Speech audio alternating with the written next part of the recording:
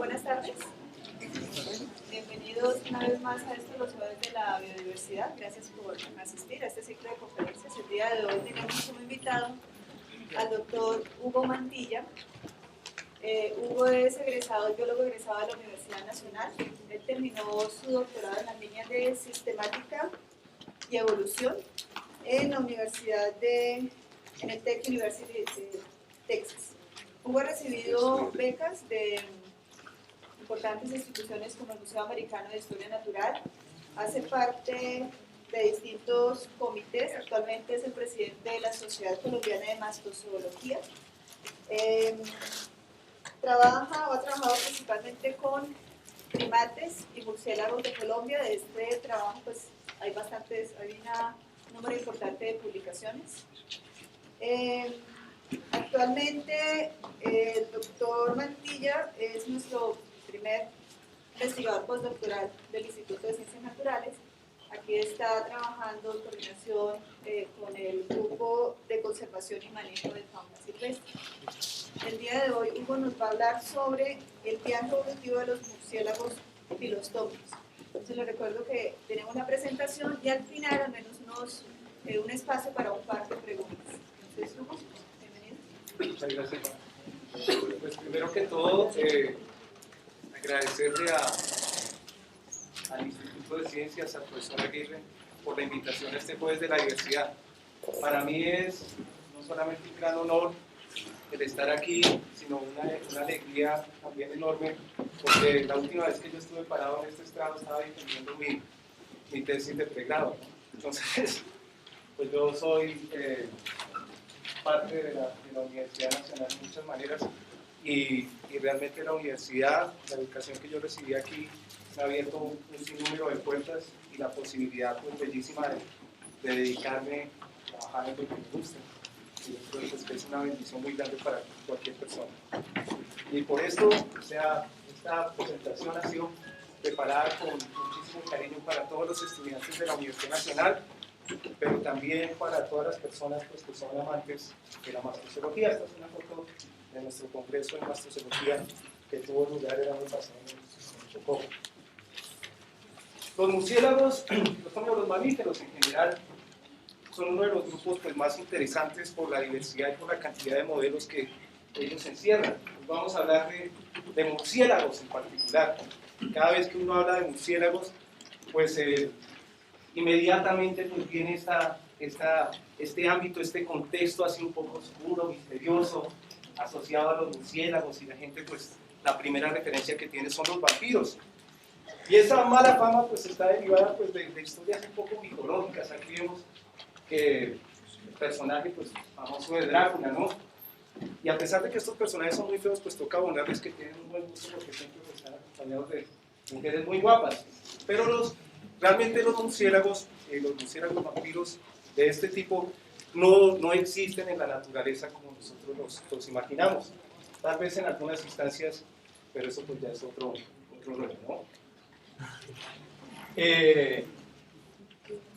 Pasando a, digamos, caras más agradables, pues aquí tenemos una muestra muy pequeña de lo que es la variabilidad representada en los murciélagos de la familia Philostomide. Todos se caracterizan por esta estructura, una hoja nasal frente de una hoja nasal, ¿no? Ellos usan pues para magnificar la emisión de la ecolocación, pues todos sabemos eso. Una variabilidad increíble. Y lo que es interesante es que este es el grupo, digamos, de mamíferos monofiléticos que tiene la diversidad más alta en términos de estrategias alimenticias, que es bastante significativo. Colombia, aquí, pues un país privilegiado en términos de su diversidad, eso no es un secreto para nosotros, la ubicación sobre la línea del Ecuador, su posición también adyacente al Istmo de Panamá, que como todos ustedes saben, es el epicentro, fue el epicentro del intercambio de fauna entre Norte y Suramérica, que es considerado el evento más importante de la biogeografía en general de los vertebrados en la región neotropical. Es adyacente pues, a muchos centros de especiación, Centroamérica, el Caribe, la Amazonía, los mismos Andes, que tal vez es la característica, digamos, más preponderante en términos biogeográficos de Colombia, pues divide el país en lo que nosotros conocemos en las regiones naturales. En la parte occidental tenemos pues el Pacífico, el Chocó geográfico, sitio más lluvioso de la Tierra, tenemos el Caribe, la Amazonía, la Orinoquía, y en últimas, en resumen, esto lo que da es un montón de posibilidades para que las especies se acomoden, y pues de ahí pues, es parte de la explicación de la diversidad de los mamíferos en general y de otros grupos, y también de los murciélagos filostómidos. Este es un mapa donde he combinado modelos de distribución para todos los murciélagos filostómidos, y pues vemos que el territorio colombiano es particularmente importante en esta diversidad. Aquí vemos también un efecto, digamos, histórico, porque se cree pues, que los murciélagos filostómidos se desarrollaron en alguna región del escudo guyanés.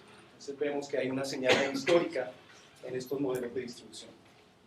Colombia es el país que más murciélagos filostómidos tiene en el mundo y supera a países que tienen una extensión más grande, como Brasil, como México, como Perú. Y les llevamos bastante ventaja en ese sentido, y aún no le hemos trabajado suficiente a la diversidad, o sea que se espera que su número, de hecho, ya ha aumentado pues, en un par de especies que han sido ya reportadas para Colombia desde este último trabajo.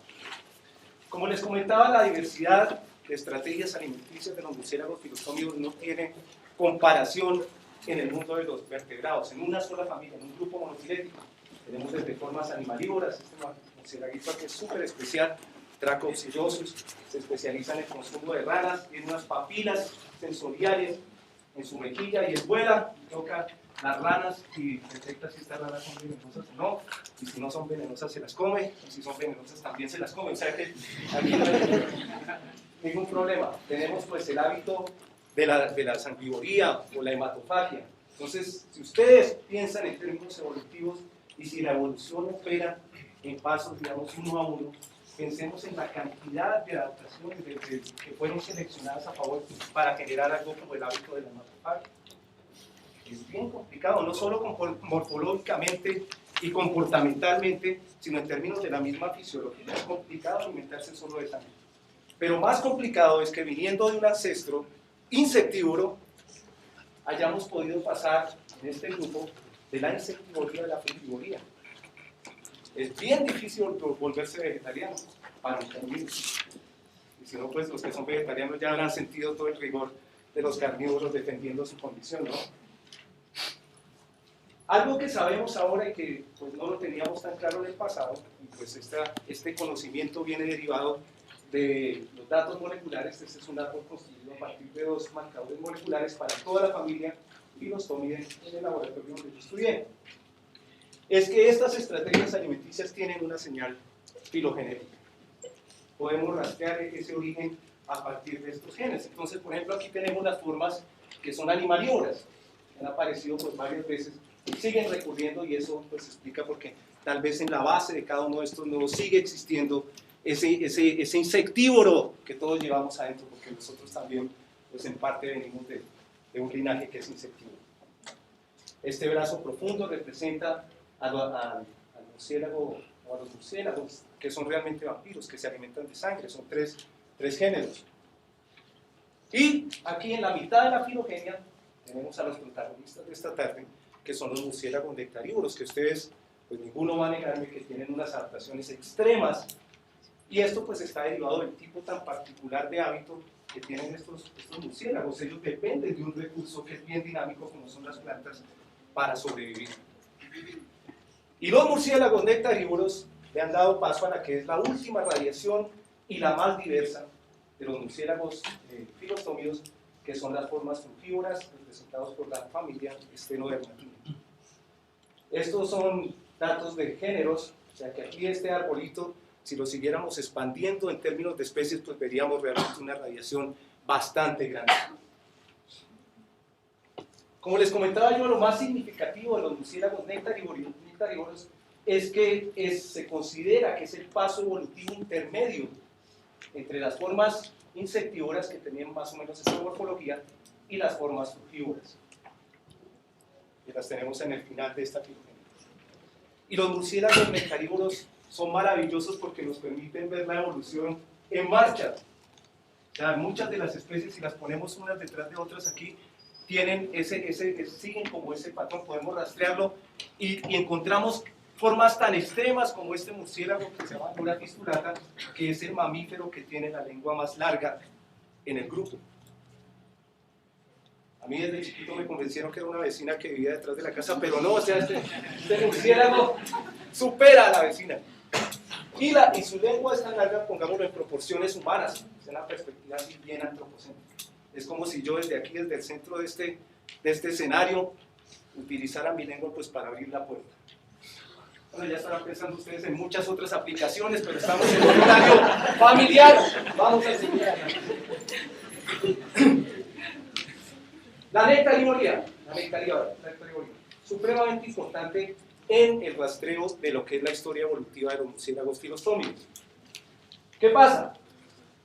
En un hábito que tiene tantos requerimientos de meter la cabeza entre una flor para alimentarse, pues esperaríamos que hubiera un montón de convergencias en términos de morfología. Y eso está representado en la historia que conocemos nosotros de los murciélagos nectarívoros. De hecho, todavía muchos de nosotros llamamos todo este grupo por la subfamilia donde se creía que estaban contenidas todas estas formas que tuvieran un hocico muy grande, una lengua muy larga, que corresponde pues a este hábito alimenticio. Y esa es la subfamilia Glossophagidae. Entonces yo les voy a pedir un poquito de memoria, que guarden estos nombres en la cabeza para seguir bien la historia. Análisis morfológicos un poco más detallados sugerían antes de que conociéramos estos árboles moleculares que al menos existían dos tipos de formas de nectarívoros, de murciélagos filostómicos nectarívoros. Y ellos estaban contenidos, o se propuso que esta otra morfología estaba contenida en esta subfamilia, que es la subfamilia Loncophilidae, proponiendo un origen parafilético para la nectarivoría. Datos moleculares lo que permitieron ver es este árbol pues, que tenemos aquí. Entonces, oh sorpresa, no solamente teníamos dos radiaciones de murciélagos nectarívoros, sino que teníamos la aparición de una nueva radiación monofilética que se identificó como la tribu Cheronipterini y está representada por estos murciélagos. Tenemos las otras tribus, estas dos, Brachyphyllinae y Phyllonipterinae, son tribus caribeñas, no las vamos a tratar hoy, vamos a hablar solo de las formas continentales. Entonces teníamos a los típicos Glossophagidae, toda esta la subfamilia Glossophagidae, y tenemos la otra subfamilia de Loncophilidae. Interesante, ¿por qué? Porque tenemos tres radiaciones independientes, al parecer, de formas nectarívoras. Y al menos lo que nos dicen los datos moleculares es que esto apareció como estrategia dos veces en la historia de estos murciélagos. Es un origen parafilético de la nectarivoría. Esto es un hallazgo supremamente importante. O sea, dos veces en eventos independientes la nectarivoría apareció dentro de estos murciélagos. Entonces aquí a manera de resumen, un origen parafilético, tres eventos de radiación, tres linajes que son independientes. Esto pues obviamente despierta un montón de preguntas sobre cuál es el origen de estos grupos. Ya lo decía el viejo Darwin, apacible. O sea, miren, el estudio de la distribución de las especies es como si fuera un juego de ajedrez donde el tablero es el mundo. Entonces yo lo que los voy a invitar en esta parte de la presentación es a que juguemos el ajedrez. Es un poco de los murciélagos nectarívoros. Esto yo cuando era chiquito todavía no sabía que existían los murciélagos nectarívoros. Entonces, la pregunta ¿es esta partición filogenética o está esta partición filogenética asociada a una partición geográfica? Y ahora pues tenemos nuevas metodologías que nos permiten a nosotros acercarnos de una manera un poco más, con mayor resolución a la solución de estas preguntas. Entonces tenemos los sistemas de información geográfica que nos permiten generar modelos de distribución potencial para estas especies. Y lo que se busca aquí es tratar de identificar cuáles son los patrones biogeográficos relacionados a la expansión de estos murciélagos nectarívoros. Bueno, ya muchos de ustedes habrán trabajado, estamos en la era de los modelos de distribución, o sea, muchos de ustedes, esto no será nuevo, pero la idea es irse a los museos y a la literatura y recopilar pues, datos, puntos de distribución. Es supremamente importante, y esto lo digo para las personas que están interesadas en trabajar con modelación de nicho, es supremamente importante la verificación de las unidades que nosotros estamos metiendo de datos. Bueno, porque estos modelos son como unas fábricas de hacer salchichas. Uno mete salchichas por un lado y por el otro lado quién sabe si les hacen salchichas, o sea que eso es bien complicado. Entonces, en esta tarea ha sido supremamente importante la colección del Instituto de Ciencias Naturales, y ya ustedes van a ver por qué, y la búsqueda en la literatura. Entonces, yo les recomendaría a las personas que están interesadas en esto ser bastante cuidadosos y extensos en esta parte. ¿Qué se hace con estas localidades? Se les asigna pues un marco de referencia cartesiano, en este caso pues una georreferenciación, son coordenadas geográficas, estos se introducen en el sistema de información geográfica y la idea es generar unos polígonos. ¿Cómo generé yo los polígonos en este caso? Basado en ecorregiones, representadas aquí, y basados en rangos de elevación, derivados de los mismos datos que nos dan los especímenes de museo y de los datos que nos da la literatura. ¿Por qué no escogí yo en este boom, esta playa de modelos mucho más elaborados, Maxent, GARP, BioClim, Viva, o sea, alguno de estos algoritmos para generar las distribuciones? Pues porque no todas las especies están igualmente representadas y no para todas las especies voy a tener el mismo nivel de resolución ni el mismo nivel de confianza. Entonces, ante la duda, lo que menos ruido introduzca, por lo menos en el sentido metodológico. Aquí, pues de una manera rápida les voy a mostrar cómo está. Las estrellitas representan los datos de distribución, los colores estos, las ecorregiones, son extraídas así mágicamente por este programa, y eso nos permite pues generar un polígono que lo convertimos en este tipo de archivos que simplemente pues son archivos que son celditas, así como las celditas que se ven acá, cada una tiene un valor específico, en este caso de existencia. Entonces yo puedo recortar ese polígono raster de acuerdo a datos de altitud, de elevación, de los rangos altitudinales de las especies. Y esto pues nos da a nosotros un poco más de resolución. Estos de aquí, de su izquierda, son los modelos que son generados por el grupo de especialistas de la Unión Internacional para la Conservación de la Naturaleza, los cuales no hay que creer que yo soy parte de ese grupo. Entonces, el caso es que sí tenemos una mayor resolución, por lo menos en términos de estos modelos. Y eso se hace, o lo hice, para los diferentes grupos. Entonces, aquí tenemos pues, mapas que representan la ausencia o presencia de estas especies, y la idea es combinarlos, porque estas celdas se pueden sumar unas a otras. O sea, hagamos de cuenta que aquí detrás tuviésemos otro tipo de pantallas, cada una con la representación de la distribución de estas distintas especies, y simplemente pues las sumamos celda a celda. Y eso nos permite pues generar estos modelos de riqueza. ¿Para quiénes? Pues para cada uno de los grupos monofiléticos que tenemos identificados dentro de los murciélagos nectarívoros, que es nuestra pregunta: los Cheroniterinae, los Glossophagiinae y los de la subfamilia Lonculidae. ¿Qué otra cosa nos permiten hacer estos modelos? Entonces, después de que tenemos los mapas de riqueza, nosotros, como estos datos también están asociados o podemos generar, digamos, mapas que representen variables ambientales donde cada celdita también tiene un valor. Entonces yo puedo correlacionar mi riqueza, número de especies, con diferentes tipos de variables. En este caso estamos viendo acá el efecto de la precipitación en el Chocó. Entonces vean ustedes, si nosotros nos quejamos de la lluvia aquí en Bogotá, pues el Chocó tiene un problema mucho más serio en ese sentido. Y aquí está, pues simplemente, pues, más representadas las celdas y los datos numéricos que podemos obtener. Los resultados, pues, ¿dónde hay murciélagos nectarívoros? En general, no discriminados por su familia o por tribus, por grupos independientes monofiléticos. Pues los murciélagos nectarívoros están concentrados en la parte norte de Sudamérica, particularmente en Colombia. O sea que si nosotros somos privilegiados para estudiar este grupo, este es un grupo importante de la diversidad de nuestro país.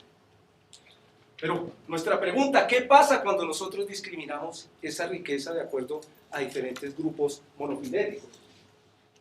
Entonces aquí vemos la tribu Cheroniterinae está asociada a las partes más altas de los Andes, del escudo guyanés, del Mediterráneo.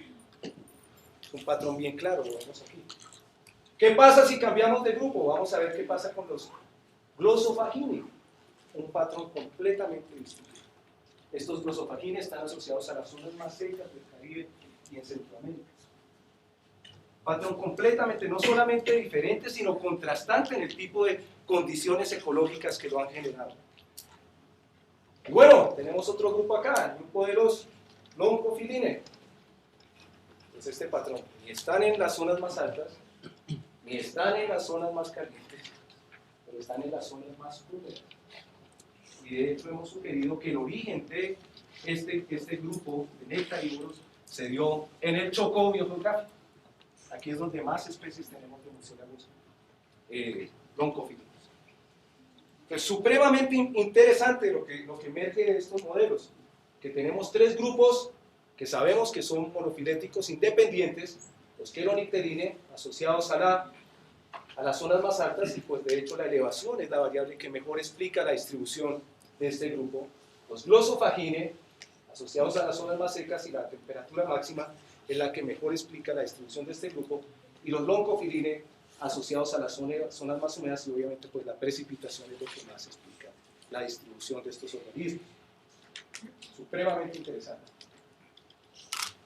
Pero no nos quedemos ahí. ¿Qué nos permiten hacer estos datos moleculares? Como están derivados de marcadores que nosotros asumimos que más o menos varían constantemente.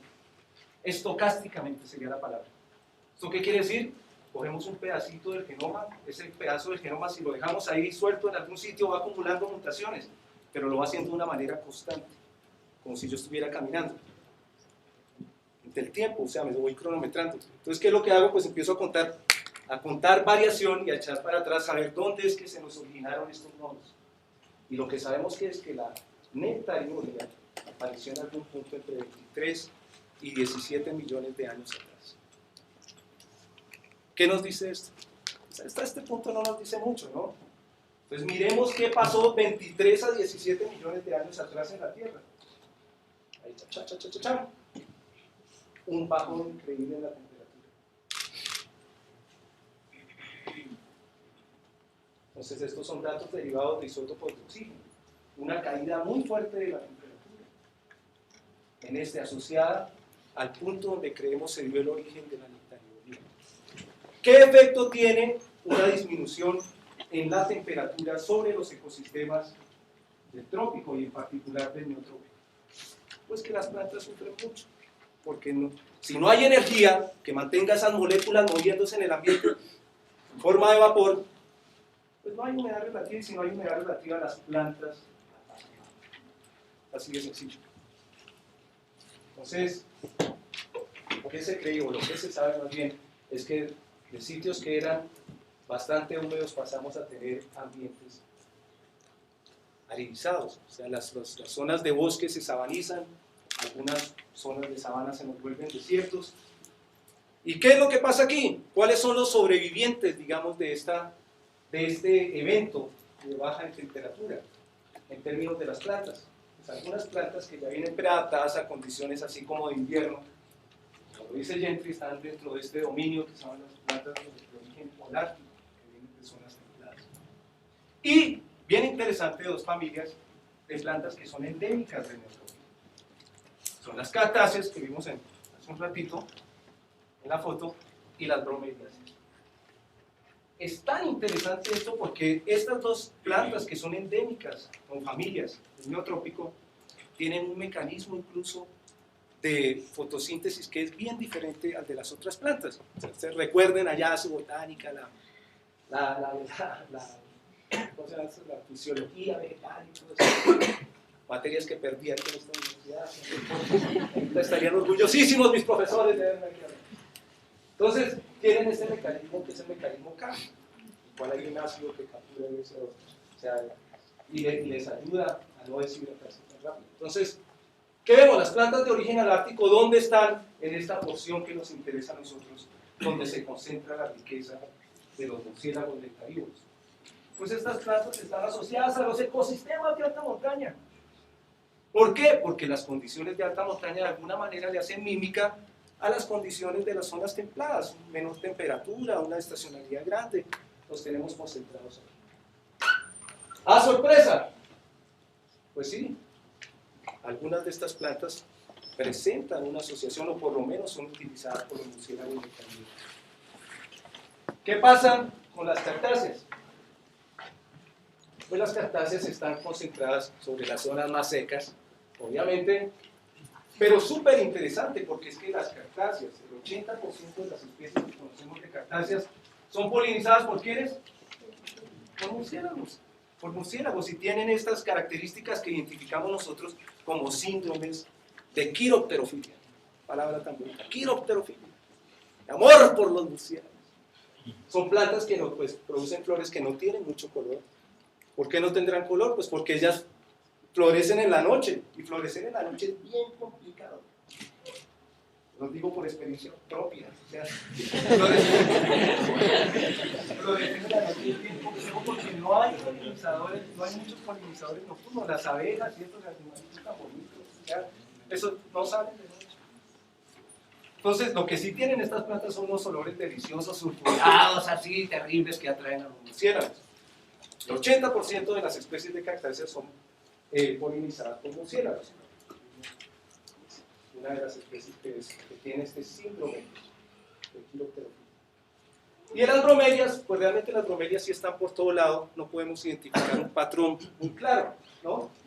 Entonces ahí realmente no sabemos qué relación puedan tener, aunque hay registros, no muchos, pero hay registros de polinización de murciélagos no cofilinos de algún tipo, algunas especies dentro de la familia Bromeliaceae, sobre todo en Brasil. No se ha estudiado mucho esto, la verdad se ha dicho. Entonces volvemos, tenemos 3 eventos independientes evolutivos: la tribu Cheronipterinae, la tribu Glossophagiinae y Bronchophiline, cada una con su patrón diferente y contrastante de distribución asociado a condiciones diferentes, y al menos pues para 2 de ellas tenemos una asociación por lo menos sugerida en términos de distribución y comprobada para algunos grupos como las cactáceas de relación con los murciélagos. Esto es supremamente interesante en el sentido de que estas radiaciones, antes de que tuviéramos los datos moleculares, e incluso después de que se tuvieron los datos moleculares, no se justificaba mucho, por ejemplo, la aceptación, no se aceptaba el grupo de los Cheronipterinae, los grupos de estos que están adaptados a las zonas altas. Interesante, este evento tan magnífico del surgimiento de la nectarivoría como estrategia dentro de los murciélagos está asociado a cambios climáticos globales, a una dinámica del planeta como tal. Y pues tenemos aquí el efecto de esos cambios sobre la ecología y la distribución de las plantas, y tal vez sea una relación que falta explorarla mucho más, pero es supremamente sugestiva del origen de la nectarivoría asociada al origen del cambio, o sea, estos otros mecanismos. Nosotros hemos llamado a esta relación que hay entre la monofilia de ciertos grupos y su distribución en espacios de la geografía bien particularizados y contrastantes, la teoría del óptimo geográfico. Como les decía yo, supremamente importante para justificar, por ejemplo, la existencia de los cheronipterinos, formas adaptadas a las montañas. Los cheronipterinos son supremamente claves para Colombia. De las 16 especies reportadas de murciélagos cheronipterinos, nosotros tenemos 13 en Colombia. Son animales que son colombianos por definición. Tenemos un montón de géneros: Silonipteris, Cheronipteris, Mussolipteris, Cheroniscus, y tenemos el género Anura. Y como vemos nosotros, Anura representa una radiación independiente dentro de los mismos cheronipterinos. Entonces, esta división nos ha servido para proponer una subtribu. La subtribu anurina y la subtribu, dos subtribus realmente, o sea, metidas ahí dentro de esta tribu están los anurina, representados por el género Anura, y cheronipterina con todos los otros murciélagos de esta tribu. ¿Qué pasa cuando nosotros analizamos la distribución de estos grupos? Hagamos el mismo ejercicio. Hagamos el mismo ejercicio para los anurina y los cheronipterina. Sumemos sus distribuciones a ver qué patrones. Entonces vemos los anurina representados por el género Anura asociados a las zonas más altas de los Andes, y los cheronipterina distribuidos en las zonas más bajas. Aquí también los vemos en cuándo surgen estos cheronipterina, y realmente lo que nosotros pensamos ahora es que esa separación que hay entre estos dos grupos estuvo propiciada por el levantamiento poco a poco de los Andes y la colonización de los anurina de este tipo de ecosistemas. que es supremamente interesante. ¿Qué podemos hacer nosotros con estos modelos también bien interesantes? Podemos codificarlos. Y no solamente saber si sumadas hay 3 especies aquí, 3 especies aquí, 3 especies aquí, sino podemos preguntar cuáles 3 hay aquí, cuáles 3 hay aquí, cuáles 3 hay aquí, cuáles 3 hay aquí. O la pregunta obligada, ¿dónde están? ¿Dónde están metidos? Entonces eso lo podemos hacer con una codificación de estos modelos de distribución. Y emergen también patrones supremamente interesantes. Cada uno de estos puntitos representa un arreglo particular de especies de murciélagos nectarívoros de la tribu Cheronipterina. Entonces concentrémonos sobre los que nos competen a nosotros. Entonces aquí vemos que hay los que están en la alta montaña, por ejemplo, los he dividido yo en este, central y oeste, porque realmente los patrones que emergen aquí pues están combinados entre la central, la occidental, o sea, no me permite decir cordillera occidental, cordillera central, pero sí vemos que son arreglos que están discriminados de especies. ¿Qué quiere decir esto? Que en la sumatoria de las ecologías de estos grupos, lo que estoy recuperando son patrones ecológicos que le permiten a estas especies establecerse en esos sitios específicos. Interesante, porque si estos patrones son contrastantes, tal vez debemos mirar con más detalle la diversidad que está contenida dentro de cada uno de estos grupos, a ver qué pasa. Y en esa manera nosotros hemos podido pues, identificar diversidad que no había sido reconocida. Nuestro animalito que se llama Anura caenae, dedicado al profesor Cadena, lo escribimos en el 2006, el tipo está depositado aquí, en las colecciones del ICN, la familia les llama la atención. Y lo otro que nos ha permitido, y que son datos que son corroborados de manera molecular, es la diferenciación de grupos que son de difícil discriminación en términos morfológicos, diferencias muy sutiles,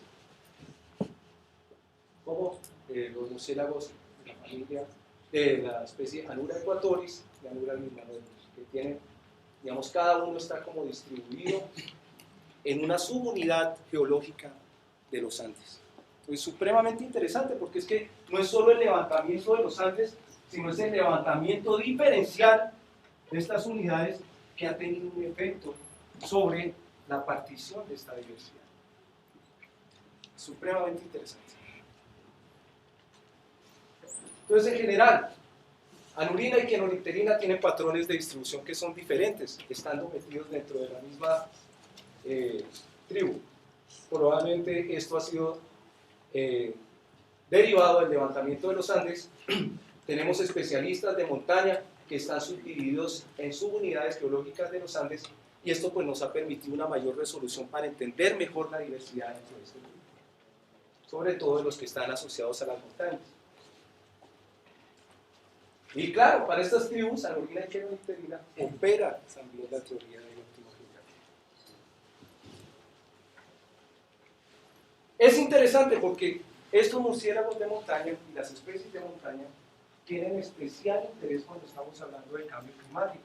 Entonces, como un corolario así de esta investigación, nos hemos tratado de meter en el sentido de entender qué pasa con estos cambios que aparentemente son drásticos que estamos experimentando ahorita con un grupo que aparentemente es muy sensible en sus distribuciones, tiene una respuesta en términos de distribuciones a los cambios del ambiente. Entonces, la idea es utilizar estos animalitos como modelos. El cambio climático pues tiene consecuencias biológicas grandes o chicas sobre las especies, algunas pues son bastante dramáticas, ¿no? Sobre todo en los mamíferos. Nosotros sabemos que las especies responden, pero no sabemos de qué manera. Una de las cosas que sí podemos predecir es que estos cambios, como ha ocurrido en la historia evolutiva de los mamíferos, en particular, según parece, de los murciélagos y los tómidos, tienen cambios en su distribución geográfica en el sentido, digamos, horizontal, pero también una en su distribución vertical. Y de hecho, una de las predicciones del calentamiento global es que las especies van a experimentar una migración de las condiciones bioclimáticas asociadas al gradiente elevacional. En el escenario más optimista, el escenario, esto es clave tenerlo en cuenta, en el escenario más optimista se cree que esa migración de condiciones ambientales está del orden de los 500 a 700 metros en un periodo de tiempo supremamente corto, 100 años. Y como consecuencia, pues se espera que las especies que habitan estos ecosistemas de alta montaña sean particularmente afectadas. Las especies que habitan los bosques de niebla tropicales. ¿Qué representa esto? Esto representa un terrible problema en términos de la conservación de la diversidad, porque los ecosistemas de alta montaña, sobre todo los que están ubicados en la parte norte de Sudamérica, encierran una altísima diversidad. Este es un mapa de la diversidad de todos los mamíferos del neotrópico. Y vemos pues que hay como una clina así de diversidad concentrada sobre la parte norte y asociada en gran manera a los Andes. Y es fácil de entender por qué. O sea, si nosotros montamos un edificio de 10 pisos, pues ahí se acomoda más gente de diferentes maneras que si tenemos uno de 2 pisos. Es así de sencillo.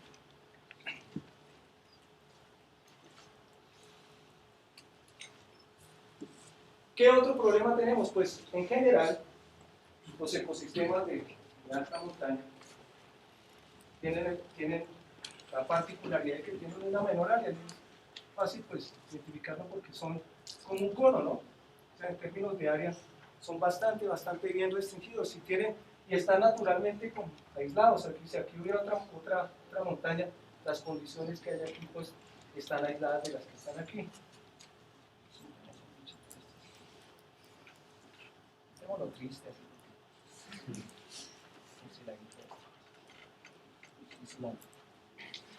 Bueno, el cuento es que están naturalmente aislados y representan pues equilibrios que son supremamente frágiles. Entonces, ¿qué es lo que pasa? Pues no podemos parar este proceso.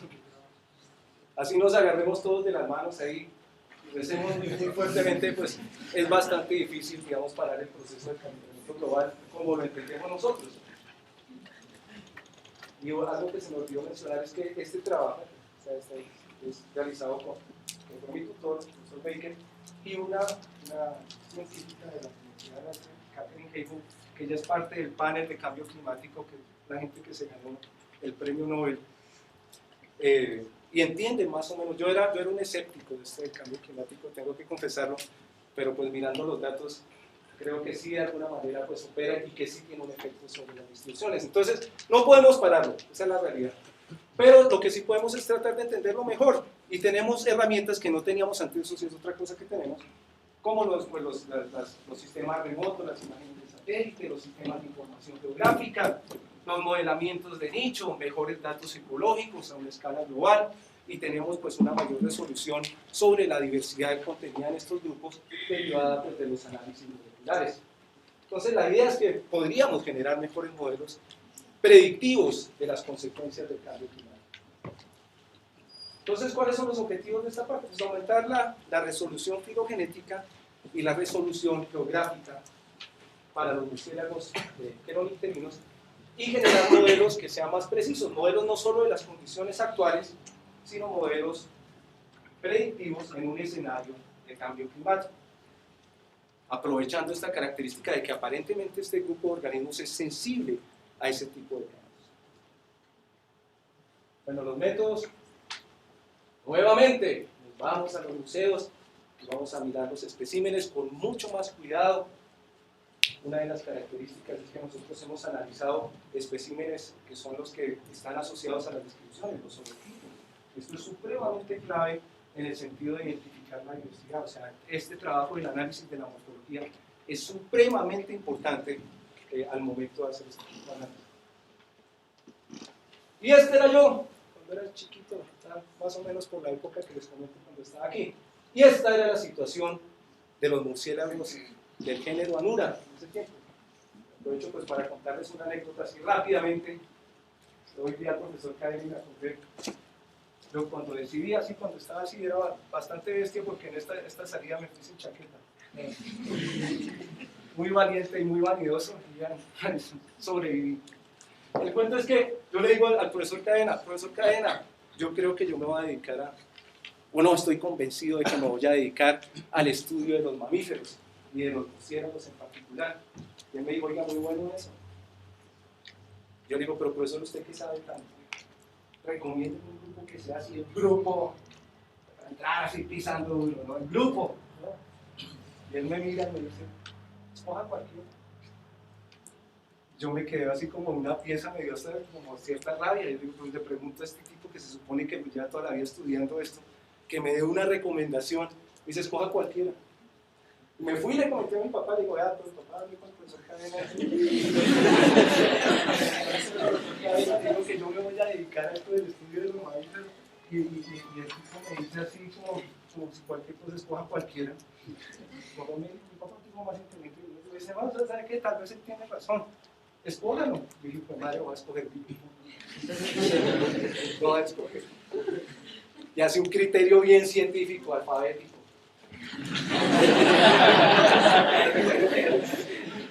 Entonces me subí yo a Nura.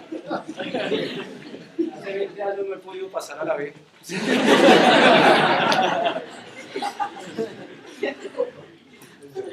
Bueno, el cuento es que ha sido un viaje bastante interesante porque en este tiempo que venimos estudiando este grupo, hemos descubierto muchas cosas de estos organismos. Una de ellas es que están mucho más divididos en términos de su morfología y de cómo está repartida esta diversidad. Y la prueba pues son todas estas diferentes hipótesis de historias independientes evolutivas representadas por cada una de estas especies nuevas.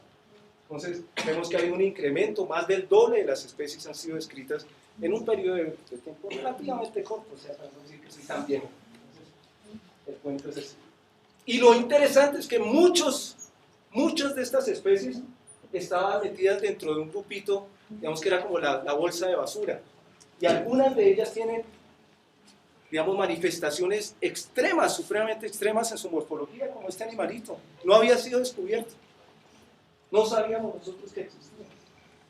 Entonces, ¿qué hemos podido hacer? Hemos podido incrementar la resolución en el estudio más detallado de estos organismos, y lo otro que es supremamente interesante para este pedazo de la charla, es que hemos podido aumentar la resolución fotográfica. Les voy a mostrar un ejemplo. Este es nuestro carismático de muy largo, que fue escrito para Ecuador, y esta era la situación que se conocía. Entonces, metidos en las colecciones, hemos podido incluso pues ver que el bichito realmente está en Colombia, está en diferentes localidades, y eso nos ha permitido entender mucho mejor su distribución. O sea, un animal que tiene estas condiciones tan extremas no sabíamos que existía dentro de nuestra diversidad.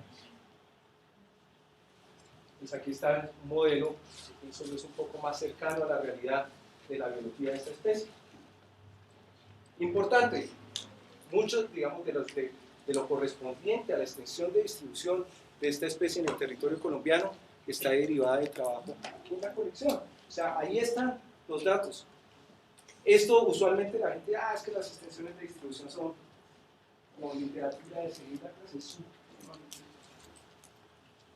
supremamente importante por lo cohesiva que es la distribución para tratar de entender la biología de un organismo.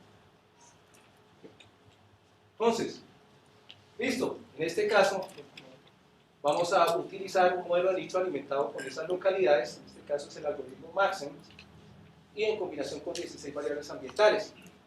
¿Qué queremos hacer con esto? No, o sea, este algoritmo se corrió en principio para entender dónde es que están metidos estos murciélagos queronecterinos y entender cuáles son las variables ambientales que realmente están influenciando su distribución. ¿Por qué? Porque una vez identifiquemos estas variables, lo que podemos hacer, y esta gente son expertos en eso, podemos hacer unas nuevas capas como las que les mostré de diferentes variables ambientales y proyectarlas de acuerdo a lo que sabemos nosotros de que será el cambio en temperatura asociado a la elevación. Podemos proyectar eso utilizando métodos de regresión.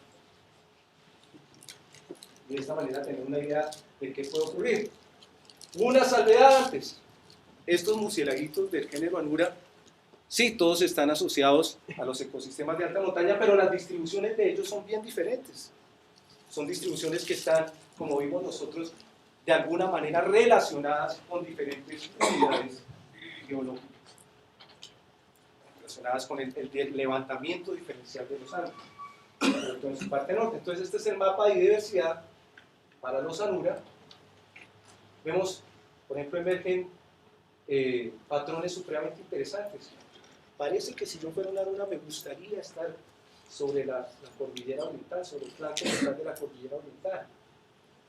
De aquí nosotros podemos extraer, por ejemplo, cuáles son las variables que nos ayudan a explicar la distribución de este grupo. Y en este caso, pues es la temperatura mínima del mes más frío, obviamente la elevación y la precipitación media. Eso nos ha permitido pues hacer una predicción para estas variables de acuerdo a mecanismos de regresión en un escenario de cambio climático, teniendo en cuenta estas variaciones. Se cree que va a ser la variación en el escenario más optimista, es un dato aproximado, es de 0.25, como un grado de temperatura va a aumentar por cada 100 metros en los próximos 100 años. Así no suena mucho, pero en un segundo vamos a ver cuál es el efecto de eso. Entonces, bien, tenemos, es supremamente importante algo aquí. O sea, si ustedes ven el modelo de distribución, tiene varios colorcitos, ahorita lo vamos a ver en más detalle.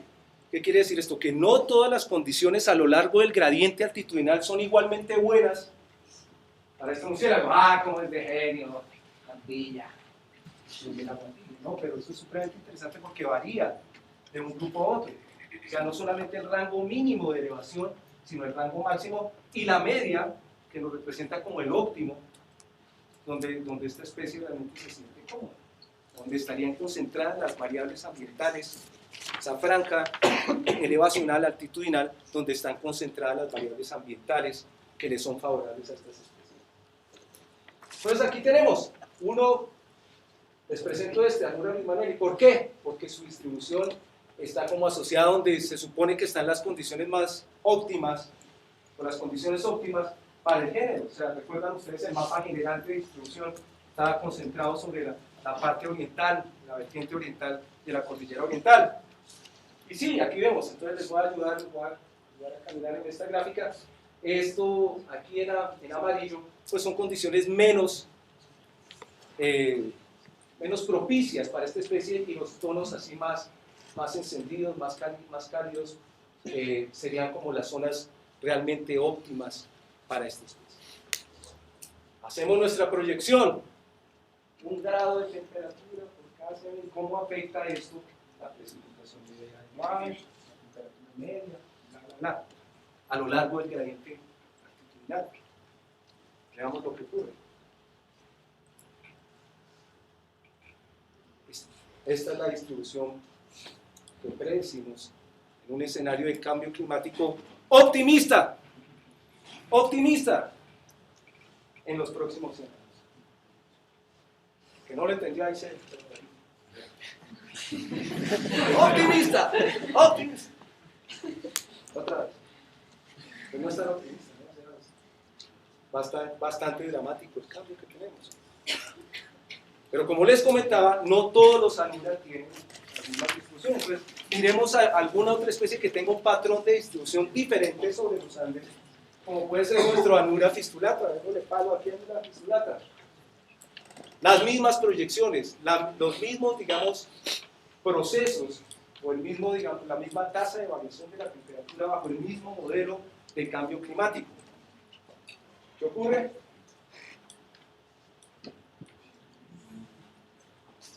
Como sé que no lo ven,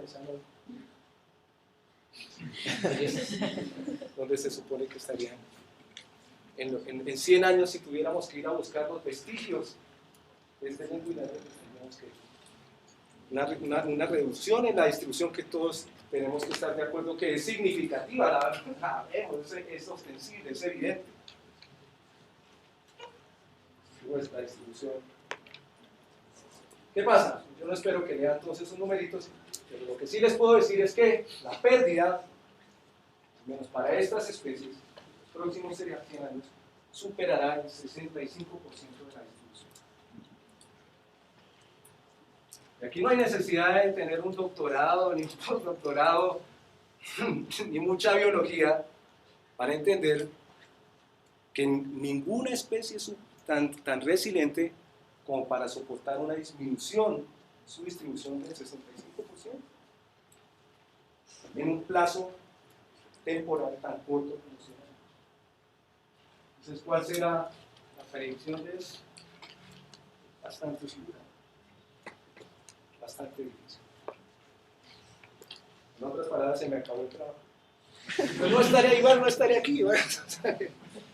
Entonces, ¿qué pasa? De la diversidad que hemos podido identificar dentro de este grupo, al menos estas especies, diría yo que están en un alto riesgo de extinguirse en un plazo corto, próximos 100 años. No estaré yo aquí para ver ese evento trágico, ahí se lo tengo. ¿Qué pasa?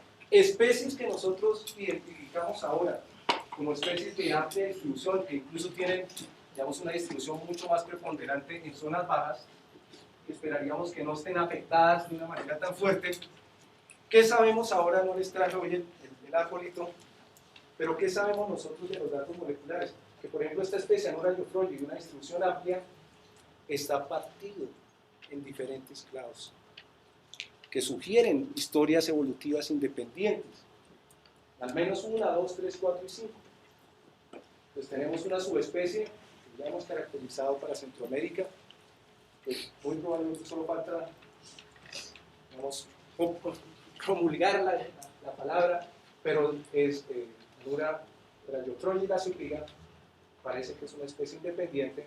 En los Andes tenemos al menos 3 formas de las otras especies que estaban definidas como subespecies, la subespecie Anura geoffroyi peruana, que al menos tiene 2 formas independientes y una de ellas presentes en Colombia.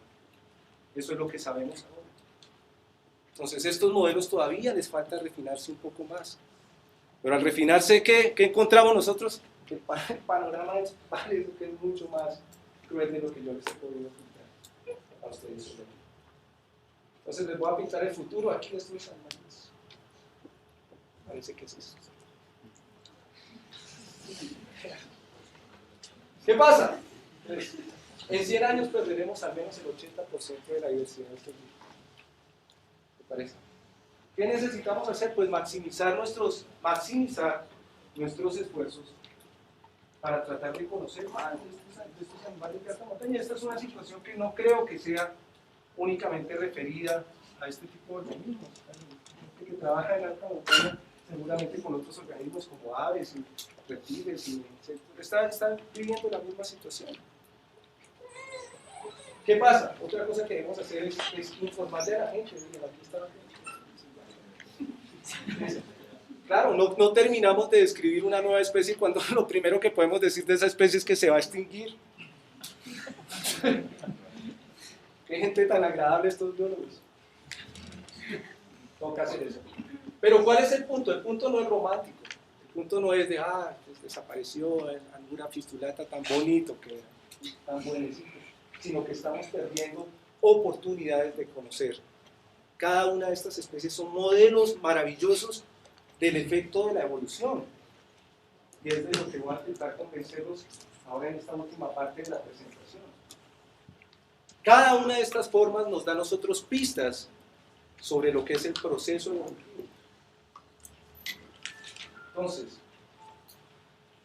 esta parte final yo les voy a hablar de la evolución de la forma. Es un estudio que hemos realizado sobre un gen de desarrollo que se llama el gen PAX9, un nombre así como PAX9. Lo hemos estudiado para los mamíferos, pero con énfasis en los hidrógenos, trabajo por ejemplo, en los tigres, Quisiera mencionarles algo de esto. Yo, en estas publicaciones, yo no estoy porque sea un gran feminista. El mensaje aquí es, con el advenimiento de las técnicas genómicas, o sea, cuando realmente podemos estudiar cómo es que opera el genoma, qué es lo que hacen los genes, qué es lo que hacen, no cómo nos dividen la diversidad, qué es lo que hacen. Toda la ciencia de vanguardia y avanzada, nos está volviendo a las preguntas de la historia natural. Y este es un campo supremamente interesante. Porque ¿qué pasa? Nosotros que tal vez no tenemos la tecnología ni los recursos para generar genomas, sí tenemos las pistas para resolver muchas de estas preguntas. Nosotros conocemos dónde están estos organismos y qué significancia tienen esas variaciones que observamos. Y esto es el mundo que les va a tocar a ustedes. El mundo de volver a las preguntas así de la historia natural. periodo supremamente hermoso que yo les invitaría, digamos, a la gente que sienta el interés por entrar a las colecciones y trabajar, hacerlo. Ahí están las respuestas, están historias maravillosas. La biología, sí, de los documentales, está ahí palpable. Yo sí los invitaría. La importancia de la forma. Bueno, la forma nos dice cómo interactúa un individuo con el ambiente, qué come, dónde se mueve, cómo se reproduce, si se reproduce o no. Y tiene otro aspecto importante, y es que históricamente, pues la forma ha sido el criterio que hemos nosotros utilizado para identificar lo que son las historias evolutivas independientes, las especies. Los nombres a los que nos referimos para poder comunicarnos están referidos, están asociados a la forma. Entonces la forma no es un aspecto trivial, y los mamíferos estamos de acuerdo que tienen una variabilidad de forma increíble. Nadie pondría junto una ballena a un ratón. Y tenemos muchos otros casos. A pesar de que, por ejemplo, acá, la forma realmente no nos está diciendo qué come este animal. O sea, con esas muelas yo creo que difícilmente podría este pobre bichito darle mate esa nuez. Pero lo que sí tenemos dentro de la variabilidad de los mamíferos es que hay cierto tipo como de arquetipos morfológicos, grupos que mantienen cierta constancia en su morfología. Aquí todos podemos reconocer que esto es una birra. Despreciable. Algunas. Y aquí miren, los felinos, este grupo sigue despierta emoción. Le decía yo a mis alumnos, miren, identifiquemos la mirada. La mirada del felino, miren la mirada del felino. Aquí así sea un gato de casa. O sea, tiene la mirada de esta felina. ¿Qué me dicen ustedes? La mirada del perro. Esa sí que la pueden reconocer las niñas acá. Ya la mirada del perro. Ahí va y viene. Se acerca. ¿Vienen sus datos? Entonces, juguemos un poquito aquí, relajarnos, a la taxonomía. Entonces tratemos de ubicar. Esto es lo que hace la gente y este es el problemita que tenemos nosotros. Que este es el grupo. Y ustedes dirán, no. Dicen allá los sectores populares, ¡se lo inventó! ¡Se lo inventó! Eso no puede ser cierto. No, aquí está. Esto realmente es lo que ocurre en la naturaleza. Esta es la variabilidad que encontramos dentro de un grupo monofilético, el grupo de los murciélagos que los hombres. Entonces, ¿qué pasa aquí? Ya vemos que hay una alta diversidad. Es bien interesante porque lo que dice Martín en el 2006 es que la familia Philostomene es la más nueva, realmente dentro de los filópteros, dentro de los murciélagos. Pero no por ser la más nueva, o sea, es la menos diversa. O sea, tenemos que es la más diversa en términos de las 19 familias de murciélagos, es la más diversa en términos de géneros, de especies, y miren toda la variedad de hábitos alimenticios que tiene. Entonces, ¿cómo pudo suceder esto?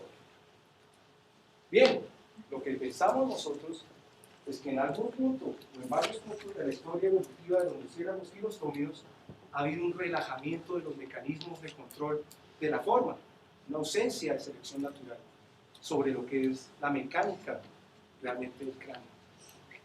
Y ahí juega un papel importantísimo los murciélagos nectarívoros, y ya les voy a contar por qué. Lo que sabemos nosotros es un trabajo clásico de la mastozoología que reúne todas las anomalías en términos de la dentición de los murciélagos de este grupo. Y realmente los murciélagos nectarívoros superan a todos los otros grupos, al menos dentro de la misma familia, en términos de estas anomalías dentales. ¿Por qué? ¿Por qué? No vamos a preguntarle aquí a mi novia, ¿por qué? Porque pues cuando uno se alimenta con un pitillo, ¿para qué le sirven los dientes? O sea, eso es un evento así de selección natural, no opera sobre lo que es la mecánica realmente de los dientes. Entonces están bien, obviamente. Los que se lo creen dicen, oiga, este tipo de... No. ¿Qué sabemos nosotros? Entonces, miren, por ejemplo, vamos a desaparecer esto, es una distracción. Tenemos dentro de los murciélagos nectarívoros la fijación de cierto tipo de mutaciones. Estas mutaciones se llaman agénesis, o sea, es la no formación de dientes. Y aquí es fácil, digamos, imaginarse cuál es el contexto que está detrás, por ejemplo, de la no formación de incisivos inferiores. Que si tenemos una lengua así de grande como la de mi vecina, pues para sacarla y retraerla, pues es conveniente no tener este tipo de dientes. Pero aún dentro de este grupo tenemos unos que lo tienen, otros que no lo tienen, unos que lo manifiestan, otros que no, en determinado tipo de poblaciones. Estas son pistas supremamente interesantes que tenemos nosotros. ¿Qué ha pasado con el cráneo? Y así empiezan todas las clases de mastozoología. ¿Qué ha pasado con el cráneo? Ha habido una reducción en términos de la complejidad. Y esa complejidad, la gente que trabajamos en esta nueva tendencia de la evolución, desarrollo, el Evo de, pues se llama modularidad. Y se ha interpretado que cierto tipo de modularidad, de meter cosas en paquetes grandes, ayuda a la regulación de cierto tipo de manifestación del desarrollo de las estructuras. Dentro de los modelos más interesantes para estudiar esto de la modularidad está la dentición de los mamíferos. Aquí tenemos, por ejemplo, el contraste entre una forma herbívora y este carnívoro acá. Y la similaridad de este patrón de segmentación que hay en la dentición nos hace pensar que tal vez esté siendo regulado de la misma manera que se regulan en desarrollo otro tipo de sistemas que tenemos en el organismo que son segmentados. Pues este soy yo en la actualidad. Y si ustedes creen que soy bonita, vean cómo era. Uy, la mirada así, la del pelo. Y este era yo todavía más chiquito, miren, bien feo. Entonces aquí lo que tenemos es un embrión en el estado de desarrollo. ¿Y qué pasa? O sea, en este estado de no diferenciación, pues lo que hay es una serie de eventos químicos, proteínas que empiezan a actuar sobre los diferentes tejidos, que en últimas están asociadas a genes que se producen en un sistema así como de reloj que aparecen en determinado momento del desarrollo. Nosotros estamos tras la pista de estos genes, los murciélagos. Gran sorpresa, ¿por qué? Porque es que estos genes que operan sobre son un mundo de los que conocemos. Al menos hay 300 genes. Y 300 genes que tienen asociados al menos aproximadamente 100 mecanismos de control, factores de transcripción. Entonces empecemos a hacer así progresiones binomiales sencillas del 100 a 300. ¿Cómo podemos explicar nosotros qué es lo que está pasando? Es una cacería bastante complicada. A mí, en este escenario he visto, por ejemplo, la gente de la botánica que estudian así el desarrollo de las partes florales y le pegan perfecto al gen, y yo digo, miércoles, ¿cómo la tienen de suave estos botánicos? Realmente en el caso de nosotros la situación es mucho más compleja. Se llama el homeobox, o sea que está en determinado momento en el ectodermo, en el mesénquima, el tomisénquima, es donde se desarrollan las partes bucales, el cráneo y los dientes. Y eso pues ocurre de una manera pues secuencial. Diferentes genes que están operando en cascada. Lo que podemos hacer nosotros es tratar de buscar cierto tipo de genes que sean candidatos, que estén operando en cierto tipo de procesos. Y estos genes nos pueden informar un contexto, digamos, de cómo se han dado estos cambios filogenéticamente cuando los estudiamos en una cobertura filogenética grande, ¿no? Entonces el PAX9, les decía yo, está asociado al desarrollo de la región craneofacial, el desarrollo de la columna y el desarrollo de la lengua, entre otros órganos, ¿no? Y también sabemos que está asociado, esto ha sido estudiado en humanos, al no desarrollo de los dientes. Esto es supremamente interesante porque es que el tipo de herencia que tiene la génesis generada por PAX es típicamente modo autosómico ligado al sexo. Y hasta yo, que soy bastante negado para esto, podría hacer aquí un diagramita de esos de resolviendo cómo puede ser la herencia de este tipo de genes y cómo se da la fijación de estos caracteres. Entonces, ¿qué sabemos nosotros? Que mutaciones en el marco amplio de lectura y en el Perlingin domain realmente es el sitio donde se fija, digamos, la proteína al ADN. y algunas otras regiones que están en la cascada de eventos más abajo, no codificantes, incluso algunas de ellas afectan la formación de los dientes. O sea, el PAX9 está asociado a diferentes tipos de procesos, de esta secuencia de procesos están participando siempre y puede determinar el resultado que vemos al final, que ha sido estudiado en poblaciones humanas, es la no formación de estos dientes. ¿Qué pasa? Aquí tenemos, entonces, tenemos, por ejemplo, la hipodontia, que es dientes que son atrofiados. La génesis, la no formación de dientes, han sido ampliamente estudiados por los humanos. Entonces, ¿cómo opera esto? Aquí es una especie de imaginación. Un factor de crecimiento activa el gen PAX9 y pues, se distribuye sobre los nodos que van a dar origen a los dientes de una manera diferencial. Entonces, sabemos nosotros que hay un gen que está asociado a la forma como se producen los dientes de adelante hacia atrás. Y este gen activa otro, PAX1, que por ejemplo está asociado a la formación del canino. Y si nosotros vemos, por ejemplo, este mecanismo así directo, es supremamente común porque casi todos los mamíferos tienen caninos, con ciertas excepciones, pero eso es un elemento dental que siempre está ahí, regulado de una manera bien directa.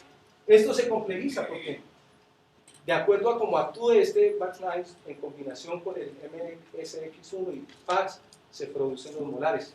E incluso hay unos genes que se llaman los sin sentido, anti-sense, que actúan sobre el ARN, transcripción, y determinan si se produce o no se producen los dientes. Entonces, en últimas, es una cadena de eventos compleja, estamos de acuerdo en eso, ¿sí? Pero ¿qué pasa? Si yo interrumpo la formación del PAX,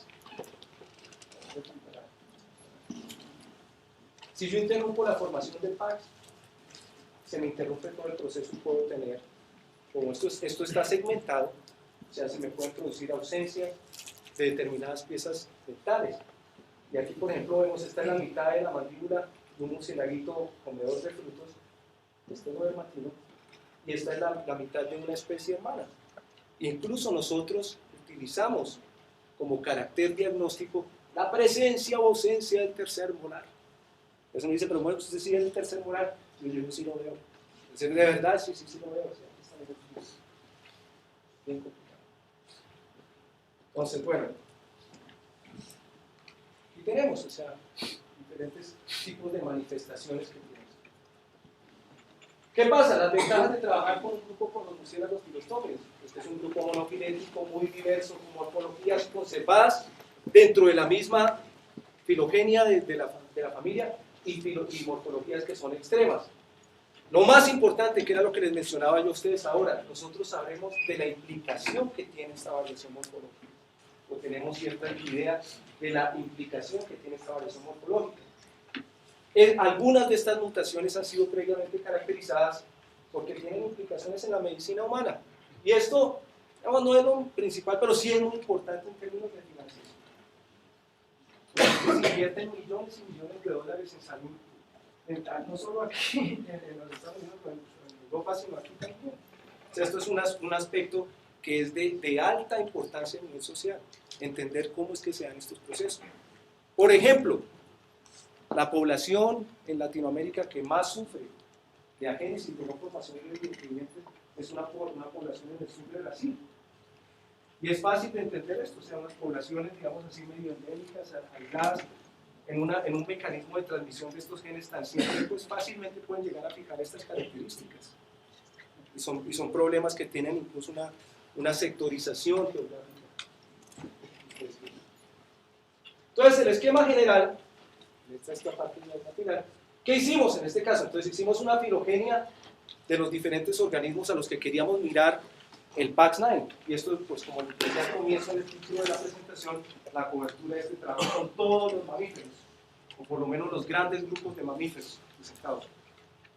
Hicimos una filogenia general, una filogenia del gen, que no tiene un sentido filogenético, porque es que lo más probable es que este gen esté influenciado por selección natural y no nos esté dando una señal filogenética como tal, pero sí nos interesa saber cómo es la evolución del gen, cómo se da la acumulación de estas mutaciones o estas sustituciones en últimas, la acumulación de estos cambios, estas mutaciones a lo largo de la historia evolutiva dentro de los mamíferos de este gen.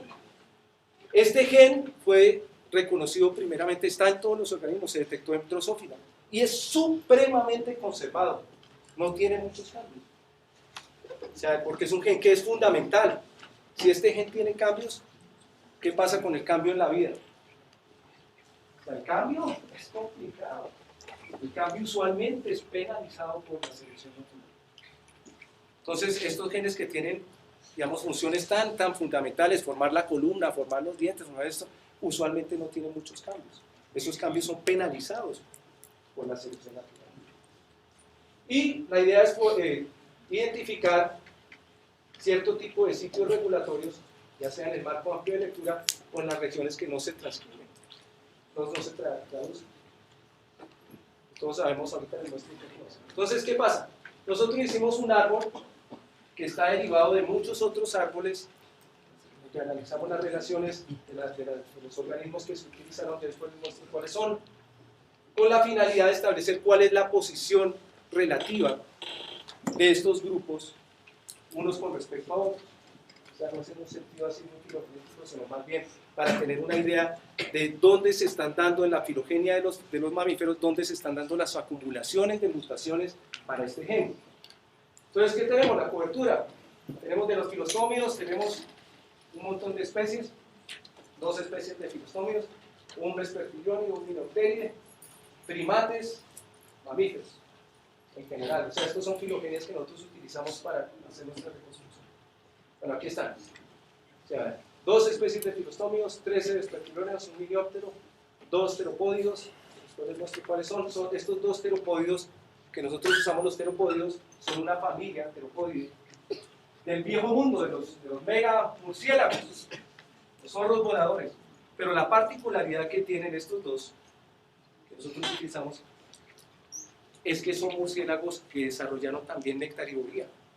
Y como sabemos nosotros, la nectarivoría pues implica ciertas modificaciones extremas en la morfología. Nosotros queríamos saber qué pasaba con estos genes o con este gen en ese tipo de murciélagos. Bien, aquí era lo que les decía. ¿Cuál es la estructura general de un gen? Tiene un exón, una parte que codifica, ¿sí? Es el marco amplio de lectura. Y tenemos una parte que no es codificante, que no traduce. Pero ¿cuál es la importancia de esta parte que no traduce? Usualmente los mecanismos de regulación de los genes están contenidos en estas regiones no codificantes. Es súper clave. Entonces lo que estamos tratando de hacer nosotros es identificar motivos, o sea, secuencias que sean repetidas a lo largo de los genomas que analizamos, que pueden tener cierta función regulatoria. A esto se le dice islas. Hay islas como de secuencias constantes. Entonces, tratando de buscar esas islas que tienen ciertas secuencias constantes. Y la idea es identificar si esas mutaciones son acumuladas al azar, que es lo que significaría es que no hay selección natural frente a este gen, o si están realmente la probabilidad de encontrar sobre un segmento de este gen acumulación de mutaciones realmente es un hecho que está de alguna manera direccionado, en últimas regulado por selección natural. Entonces, bueno, buscamos las regiones, las zonas que no se trasladan. Aquí vamos a ver islas conservadas, lo que les contaba ahorita. Utilizamos todas las especies de murciélagos que tenemos, más Homo sapiens, más canis familiares y los músculos. Y también, pues lo que les comentaba ahorita, en estas regiones que no se traducen, o sea, usualmente es donde nosotros encontramos los mecanismos de regulación. Entonces, pues estamos tratando de encontrar mecanismos que fueran post-transcripcionales también asociados a esta regulación. Esas secuencias tienen una identidad, tienen una característica, han sido caracterizadas en otros grupos. Entonces, lo que nosotros tenemos son 46 motivos que ya han sido previamente descritos, que simplemente los escaneamos sobre las secuencias que nosotros generamos de este gen, a ver si las encontramos en estos nuevos grupos, porque es que uno de los problemas que tenemos en el estudio de estos genes es que sí están bien documentados para humanos, para ratón, para rata, para los modelos biológicos que se utilizan en medicina, pero no para las especies naturales, donde tenemos pues historias que pueden llegar a ser bien divergentes. Entonces, ¿qué aprendimos? pues aprendimos que sabemos muy poco. Bastante desalentador, o sea, es bien complejo esto. Entonces, ¿qué sabemos en términos de mutaciones? Que de un total de 87 sustituciones fueron inferidas para 38 sitios. ¿Qué quiere decir esto con respecto a lo que nosotros conocemos de PACS para otros grupos de organismos en los que se ha estudiado? Los mamíferos tienen una tasa de sustitución alta. Y nosotros tenemos que recordar aquí que mutación no necesariamente significa un cambio en la funcionalidad del gen. Porque ¿qué ocurre con el código genético? Que es redundante, aberrado. ¿Sí? O sea que una tripleta de base puede codificar para un aminoácido, pero otros también la sustitución de una base puede representar el mismo aminoácido y no el cambio. Ese tipo de cambios son los más comunes que se encuentran aquí, por eso este gen es conservado. O sea, a pesar de que hay cambios, permite cambios solo sobre esos factores, o han sido seleccionados solo esos que no alteran su función. Pero lo que es interesante es que nosotros encontramos que en los exones 2, 3 y 4, este es un gen que tiene varias partes que se expresan, encontramos que hay mutaciones que no son sinónimas, o sea que sí representan cambios en la estructura de la proteína del gen PAX. Esto es supremamente significativo, y a pesar de que no son muy altos, digamos, la frecuencia en que esto ocurre no es muy alto, sí es interesante dónde están concentrados estos cambios que tienen un efecto sobre la estructura de la proteína del gen PAX. Entonces, ¿qué vemos aquí? Una congruencia, o sea, primero se rechazó la neutralidad. Lo que encontramos es que las mutaciones sí están acumuladas sobre ciertos sectores que son permisivos, lo que les contaba ahorita. Entre la filogenia que construimos para los organismos y la evolución del gen, sí hubo una congruencia, aquí les voy a mostrar. Estos son, por ejemplo, los murciélagos nectarívoros, acá simplemente el mismo árbol construido con soporte, y aquí vemos cómo, es bien interesante, más o menos tenemos el mismo patrón. Aquí tenemos los primates y aquí tenemos los murciélagos vespertiliones. Entonces, a pesar de que el patrón más o menos estadísticamente se mantiene, sí vemos que los murciélagos filostómicos están haciendo cierto tipo de cosas distintas con este. Esto es supremamente significativo. Esa morfología que estamos viendo sí está asociada al efecto de este gen de alguna manera. No sabemos exactamente cómo, no entendemos bien el mecanismo como tal en toda su dinámica, pero sí sabemos que está asociado. ¿Qué pasa cuando estudiamos el marco amplio de lectura? Vemos que hay una convergencia nucleotídica, ¿sí? Para los mamíferos en general, pero para los murciélagos en particular. ¿Qué quiere decir esto? Que el tipo de cambios que ocurren dentro de los murciélagos operan como sobre la misma parte del gen. O sea, si hay una manera, digamos, en la cual este gen se está regulando para los diferentes grupos, que es un hallazgo también supremamente interesante. Y lo más significativo de esta investigación es que hubo convergencia de aminoácidos en las especies de nectarívoros. O sea, hay un mecanismo que está explicando la morfología de los murciélagos con respecto a este gen. Vamos a ver aquí en un segundo.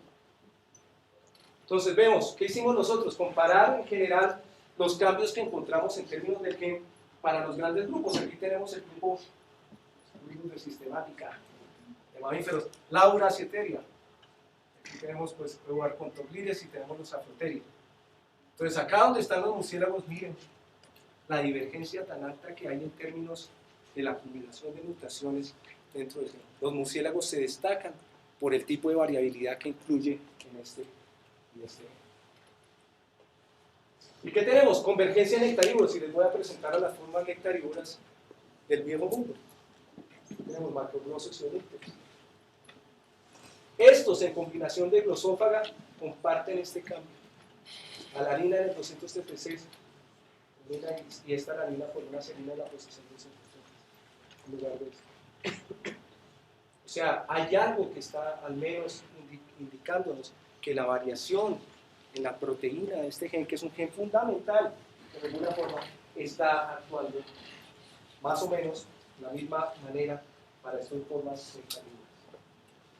Y otra convergencia supremamente interesante, Musonipteris, que es este largotote, con Locofila, que está aquí, que yo les presentaba, comparten este cambio no sinónimo de glutamilato. Y estos, lo que debemos recordar en este instante, si nosotros recordamos al comienzo de la charla, son el producto de variaciones evolutivas como parafiléticas. Esto es supremamente significativo. Usted dirá, no, es una base que se cambia. Una base que se cambia, cambia la estructura de un gen, de una proteína. Y la manera como actúa. Hay un gen que es fundamental, que está actuando sobre todas las manifestaciones de la morfología. La columna, la lengua, los dientes. Estamos viendo ese efecto. Entonces, ¿qué es lo que estamos perdiendo cuando se nos desaparece una especie? ¿Qué es lo que estamos perdiendo? Una cantidad infinita de información. No es lo mismo hacer estos análisis con 3 especies que hacerlas con todo, como quisiéramos, con toda la gama de variabilidad que tenemos en la naturaleza.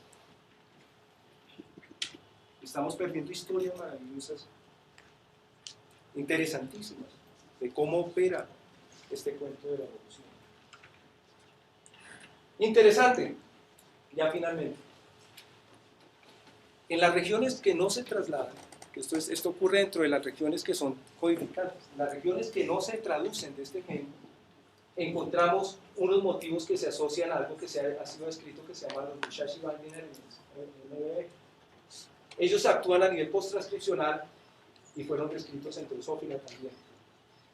Y lo interesante de esto es que están considerados dentro de los 100 genes más altamente expresados en el desarrollo de los ratones, de los molares en los ratones.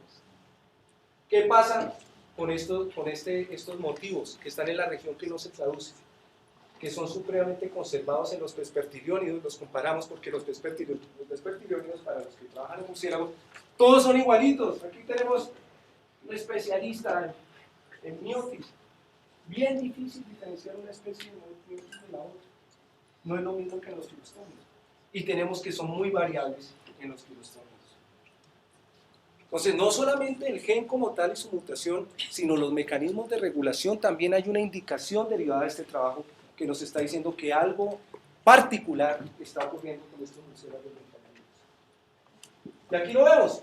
Este es el conteo de elementos que se llama Musashi, estos elementos de unión.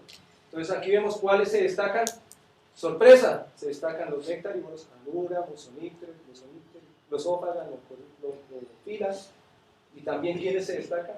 Se destacan los níteres, maculosos, o sea, las otras formas que son nectarívoras. Esto no es creado, esto es un patrón que merece analizar este tipo de cosas.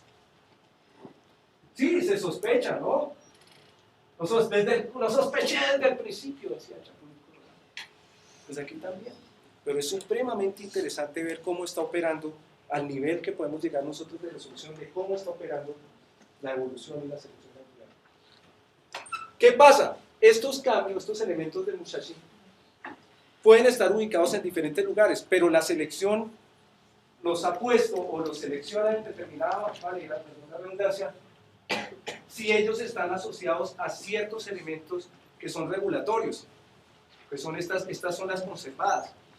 Ellos pueden estar activándose, sirviendo como switches de estas regiones conservadas, que son motivos que nosotros sabemos que tienen sí un efecto comprobado en material, digamos, en bioensayos, digamos, en ratones, en estas regiones conservadas. Entonces, ¿qué pasa? Tenemos 8 especies de filostómidos que tienen asociados estos elementos de Musashi a regiones conservadas. Aquí les vamos a mostrar dónde están. Pues si este es el gen codificante, aquí en algún lado hay común, está el elemento regulatorio que puede activarse o no, pero que se activa de acuerdo a este mecanismo post-transcripcional que son los elementos de Musashi. Y esta es la primera vez que se comprueba, digamos, el efecto de los regulatorios o de activación de genes de estos elementos de Musashi en especies en vida silvestre. Es bien significativo. Entonces yo así quiero terminar. Los agradecimientos a Montón. Obviamente este trabajo no lo hubiera podido hacer yo solo. Contado con, pues he aprendido mucho, que es lo más gratificante de todo esto. Grandes amigos, permitido de esta investigación. Les agradezco a todos ustedes por haber asistido y aguantarse esa charla así densa, pesada, larguísima. Quiero agradecerle a varias personas, pues a la universidad, a los que estén interesados en conocer más sobre los de murciélagos. Está esta publicacióncita que muestra las especies de los murciélagos. Yo quiero agradecerle a la sociedad, al grupo de mastozoología de la Universidad Nacional, las personas que estén interesadas en conocer más de los mamíferos. Son muy bienvenidos. Aquí tenemos pues a varios representantes. Gente que quiera, digamos, conocer un poco más de los murciélagos. Hemos creado este grupo, esta red social en Facebook, donde pueden ustedes entrar en ese grupo y consultar. Es bastante activo, tiene un montón de gente asociada, y quiero agradecerle especialmente al grupo de conservación y manejo de fauna silvestre, a mi tocayo, compañero de Utopías, el profesor Hugo López, que ha sido pues el artífice para que yo esté aquí en la universidad. Estoy muy contento por eso. Les agradezco la atención. Muchas gracias. Si tienen preguntas.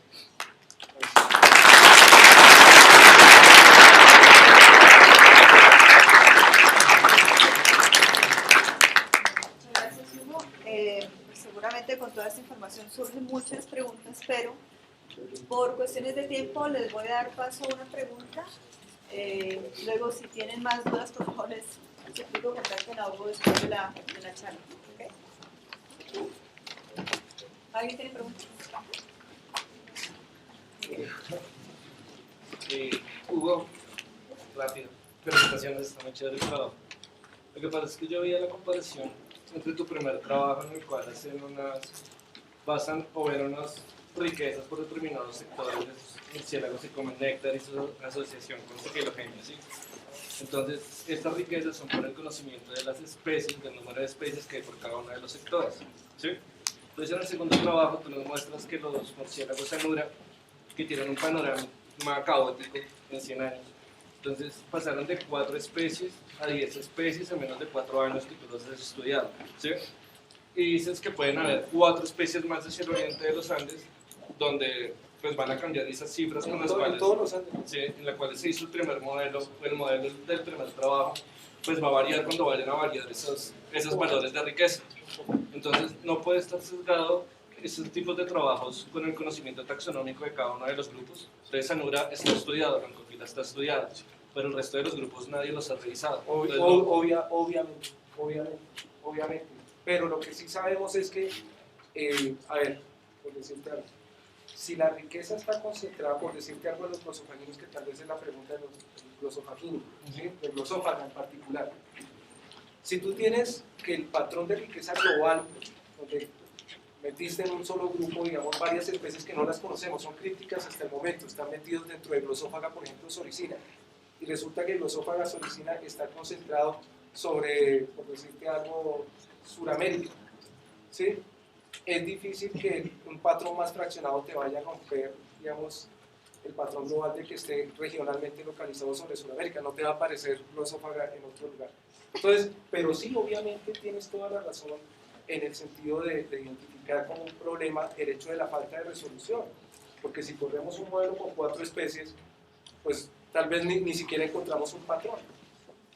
¿Sí? Los patrones emergen cuando tú puedes diferenciar la diversidad y ver que una se sobrelapa con otra. Entonces, la respuesta es sí, y la predicción tal vez sea que no cambie, o sea, que para este tipo de grupos, digamos que con lo que conocemos, tal vez no cambien tanto. Yo, por ejemplo, conozco la historia no publicada de los glosófagos, y sé dónde pueden estar, y lo que te podría responder desde esa perspectiva es que el patrón de los glosófagos nos ubica mucho más hacia Centroamérica que hacia Sudamérica. Hay una mayor diversidad, por ejemplo. Entonces, por ejemplo, en ese caso, el cambio de la señal sería de pronto más geográfica que lo que está...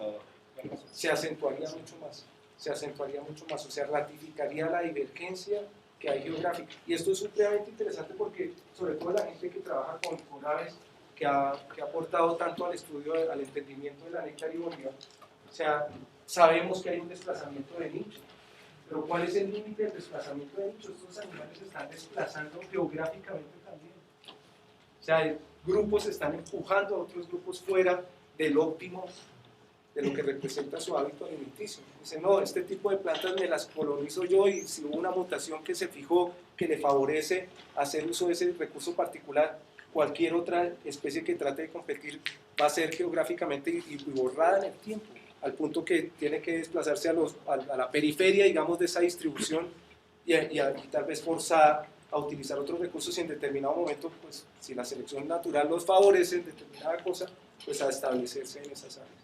Entonces, lo interesante de esto es la escala del desplazamiento de nicho, que esto tampoco ha sido pues, trabajado para muchos grupos. Todo esto para nosotros es una gran sorpresa, novedoso. Nosotros teníamos un poco la idea así que tú planteabas, o sea, estos están por todos lados y en todos lados me encuentro glosófaga y en todos lados me encuentro alimentos, con algunos grupos con un poco más definidos, pero no se pensaba que existiera esa partición tan importante en una escala tan grande. Bueno, Muchas gracias. Muchísimas gracias. Gracias a ustedes por asistir. Aplauda, aplauda.